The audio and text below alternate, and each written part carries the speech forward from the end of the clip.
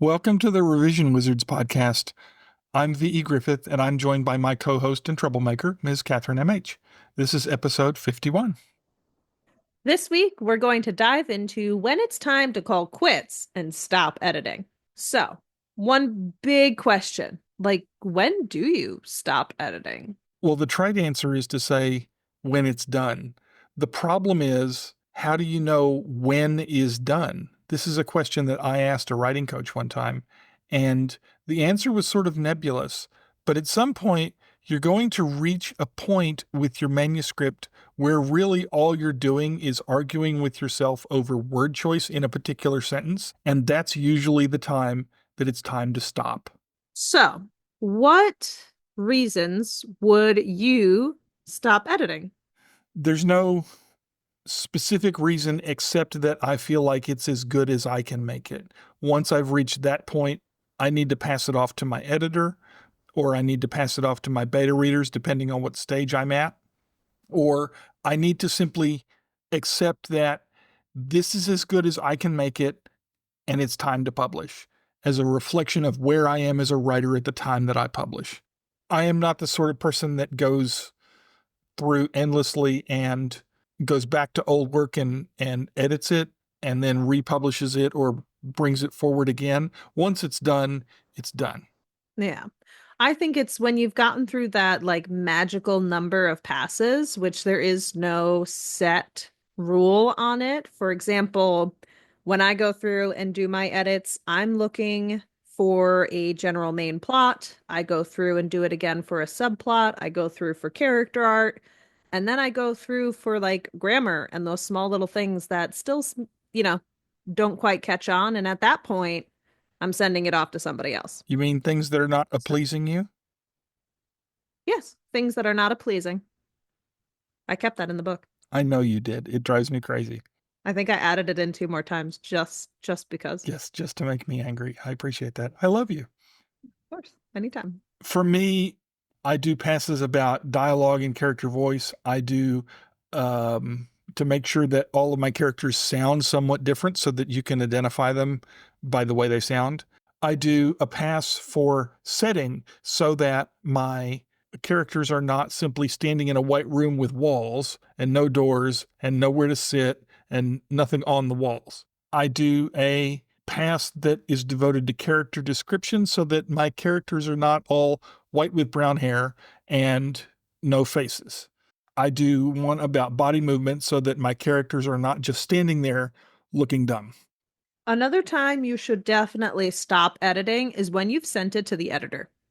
You've sent it to them. You shouldn't be changing anything until you have everything back.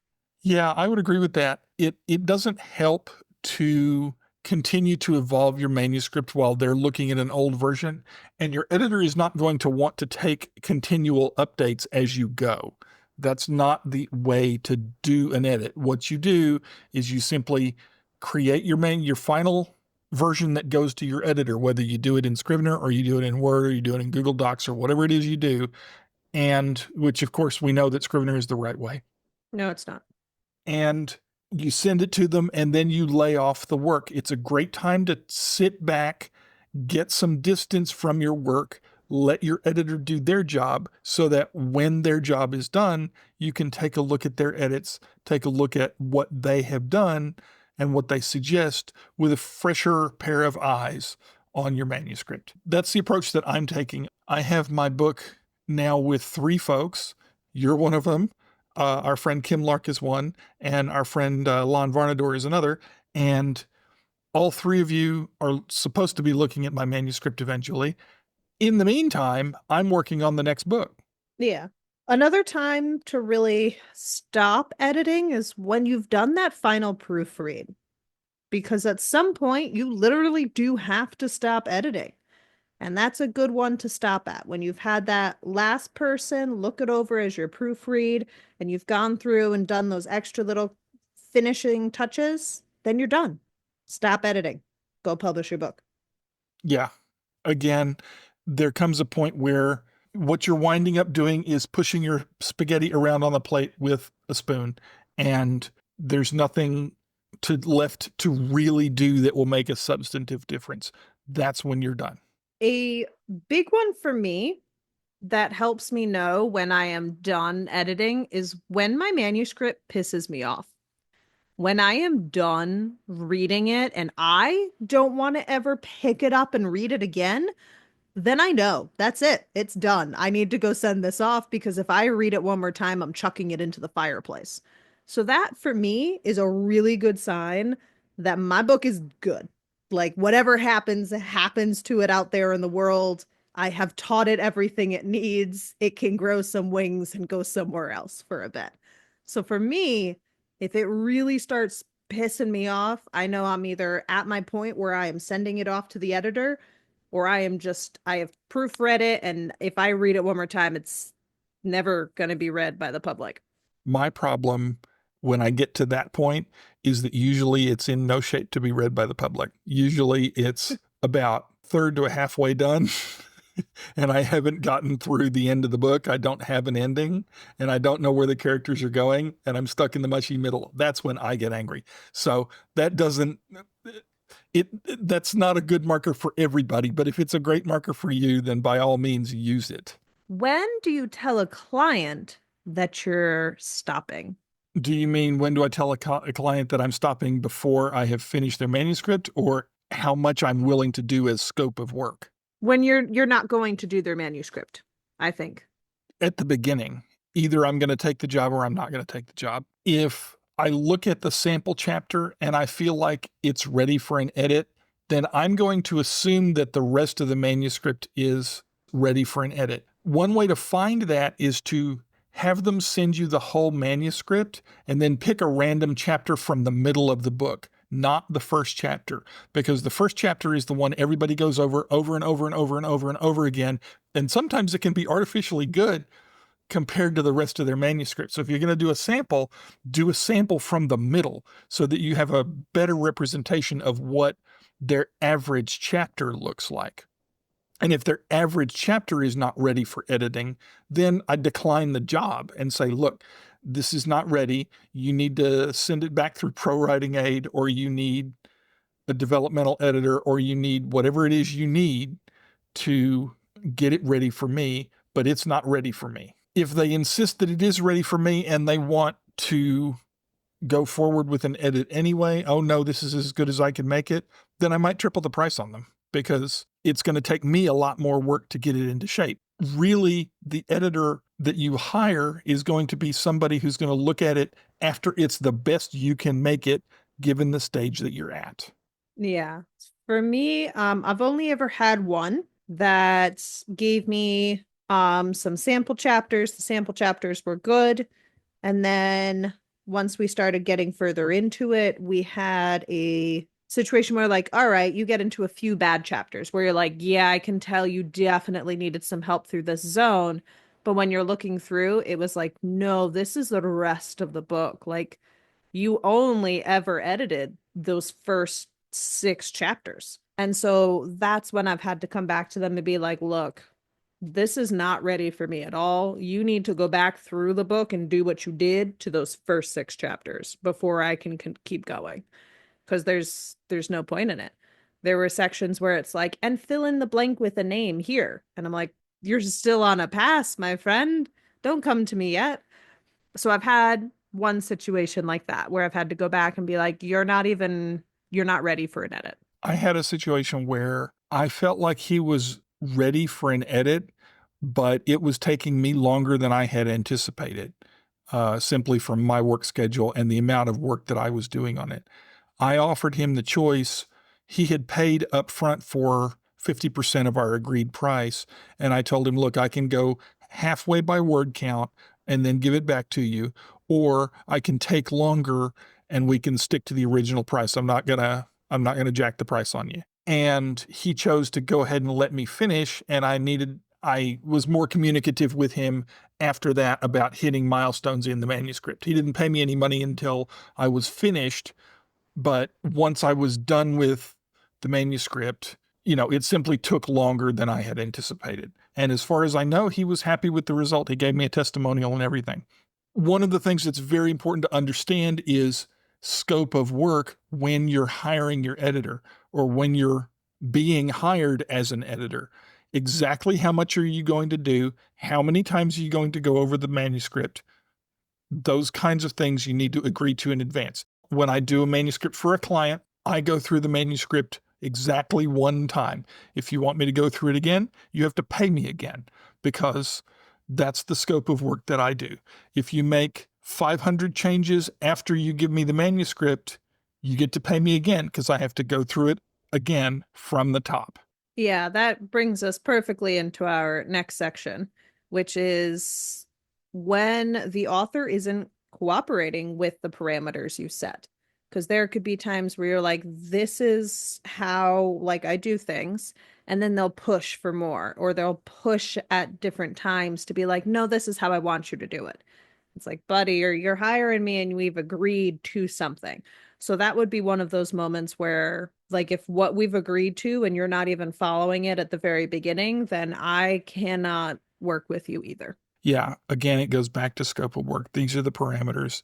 And it helps me to put them in writing and send them to the client before we engage as in the form of a contract. This is what I'm providing. This is what you're providing. This is what the expectations are. This is the final product, the work product you're going to get. This is the deliverable.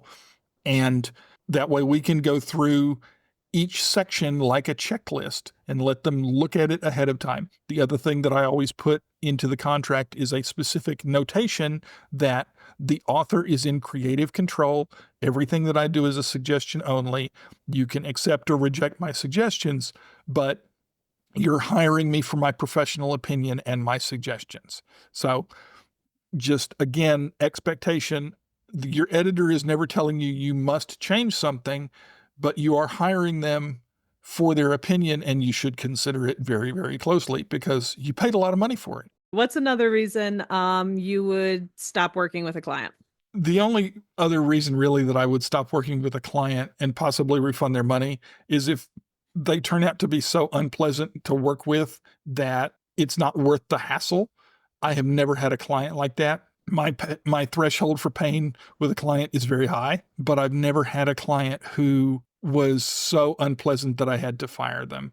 There are clients that I might choose to complete the job and then never work for again.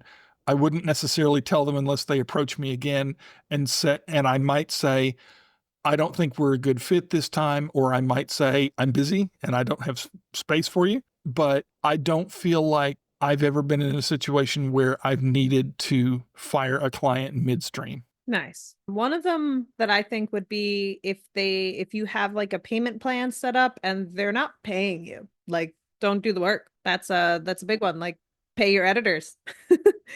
Absolutely pay them on time in full according to the schedule that you agreed to in the contract that you no doubt agreed to. So it is common for editors to require half up front and then half on delivery. I typically require either half up front and half before delivery, but after I'm done. So I tell you I'm done, I send you an invoice, you pay me, and then within 24 hours, you get your work product. Or I do full payment up front so that I don't have to worry about collections. That's what I prefer, but not every client is willing to do that. So if that's the case, then I'm willing usually to do half and half. One that stops me from starting taking a client is if they're not a good, like if I'm not a good fit for them. So if someone was to come to me and is like, hey, I really am so interested in learning more about like world building and the character development, great. I love that. Give me your book. If they're like, hey, can you help me with character development and world building? And can you check for spelling? I'm going to be like, I am dyslexic and I'm not looking for spelling. You could be spelling it wrong and I could read it correctly. So, no. So, when I'm not a good fit for the services they're requiring, that's when I'll be like, sorry, I can't do the work you would like me to, but I can point out another editor who works in that field. It's important that you have a sit down chat with your editor before you hire them. Most editors will give you 15 to 30 minutes where they have not read your manuscript, but you discuss expectations with them. and you discuss scope of work. Sometimes they're called discovery calls or initial calls or something like that.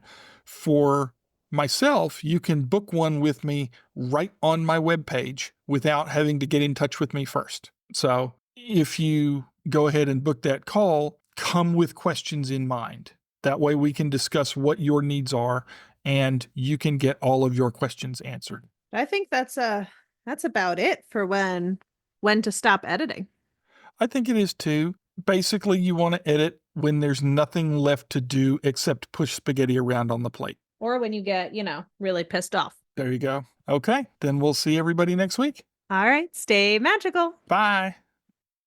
Thank you so much for joining us for today's episode. You can find every episode on your favorite podcast player and on YouTube. For transcripts, please visit our website at revisionwizards.com. They go live the same day as our episodes. If you'd like to reach out to us separately, you can find me at vegriffith.com and Miss Catherine at scribes-pen.com. Stay magical. Welcome to the revisions. Or would it be revisions? I don't know. How would you say that with the S's we have in there? Ooh. What if we did it the other way? I can take out the S's and I go revisions and just add R's. There you go. I mean, it's slightly insulting you've put a K with that, but less insulting than if you had done it with like Kathy. Ew, gross. Like that?